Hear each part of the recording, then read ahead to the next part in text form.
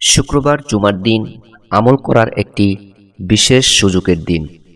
এই দিনে নারী পুরুষ সবাই বেশিরভাগ অবসর থাকে এবং জুমার পূর্ব সময়ে বাসায় বসে তারা মোবাইল দেখে। অর্থাৎ আপনারা মোবাইল দেখেন, মোবাইল দেখতে দেখতে অনেক আজে বাজে ভিডিও দেখেন, যার কারণে গুনাহ হয়। আজকে শুক্রবার জুমার দিন এমন 5টি দোয়া শিখাবো, যেই 5টি দোয়া আপনার আমলনামা, আপনার আমলগুলো অতি সহজে আকাশে পৌঁছে দেবে। এই 5টি দোয়া আল্লাহ পাকের কাছে এত বেশি মর্যাদাবান, এত বেশি গুরুত্বপূর্ণ। কোরআন থেকে 5টি দোয়া ইনশাল্লাহ আপনাদেরকে শিখিয়ে দেব। এই 5টি দোয়া আজকে মুখস্থ করবেন, মুখস্থ করে আপনি 5টি দোয়া প্রয়োগ করবেন। 5টি দোয়া পরে আল্লাহর কাছে মুনাজাত করবেন, মুনাজাত করে নিজের গুনাহের কথাগুলো স্মরণ করে কাঁদবেন।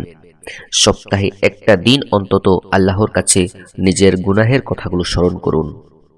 চলুন দর্শক, ভিডিওটি শুরু করছি। তার পূর্বে যদি আপনি চ্যানেলটি নতুন দেখে থাকেন, ভিডিওগুলো নতুন দেখে থাকেন, চ্যানেলটিকে সাবস্ক্রাইব করে দিবেন এবং পাশে থাকা বেল আইকনটি বাজিয়ে দিবেন। ধন্যবাদ। 1 নম্বর দোয়া,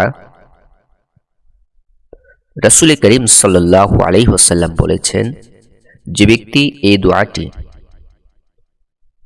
সকালে একবার পড়বে, দুপুরে, বিকালে, সন্ধ্যায়, রাতে, অর্থাৎ 5 ওয়াক্ত নামাজের পরে সালাম ফিরিয়ে তাসবিহ পড়ে হাত তুলে মুনাজাত করে এই দোয়াটা পড়বে, আল্লাহ পাক তাকে দুনিয়া এবং আখিরাতের সমস্ত কল্যাণ দান করবেন। সুবহানাল্লাহ।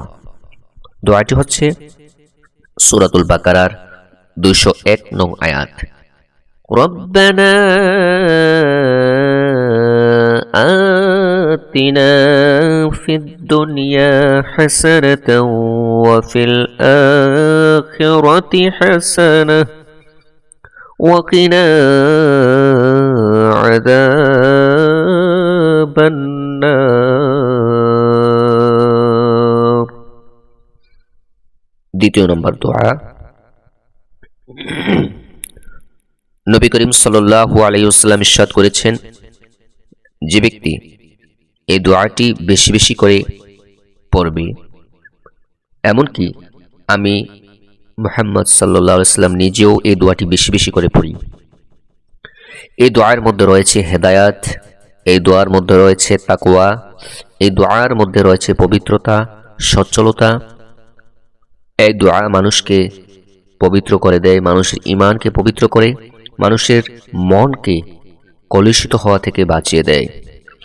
দোয়াটি হচ্ছে, আল্লাহুম্মা ইন্নী আসআলুকাল হুদা ওয়াত তুকা ওয়াল আফাফা ওয়াল গিনা। দোয়াটি হচ্ছে, আল্লাহুম্মা ইন্নী আসআলুকাল হুদা ওয়াত তুকা ওয়াল আফাফা ওয়াল গিনা। তৃতীয় নম্বর দোয়া,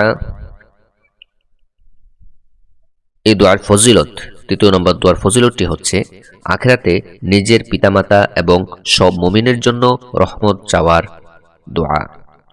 রব্বিগফিরলি ওয়ালি ওয়ালিদাইয়া ওয়ালিল মুমিনিনা ইয়াওমা ইয়াকুমুল হিসাব।